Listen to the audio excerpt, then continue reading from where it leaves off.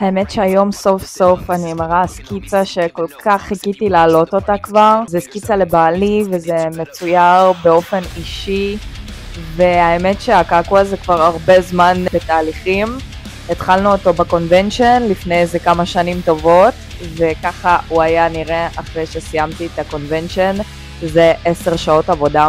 עכשיו בקונבנשן עצמו גם גילחנו לו שם אזורים לא קשורים, גילחנו את החלק התחתון של הרגל, ניסינו להדביק, הבנו שזה לא עובד שם. כן, ותודה שהיית איתי באירוע הזה ושנתת לי לעשות כזה פיס מטורף. בסשן השני זה כבר היה נראה יותר ככה, הוספתי הצללות, הוספתי את הקווים האדומים ונחמד סך הכל. והתוצאה הסופית, אימא'לה, סוף סוף. מושלם. מלא, איזה כיף. ומה חשבתם, שנשאיר אתכם בלי החלמה?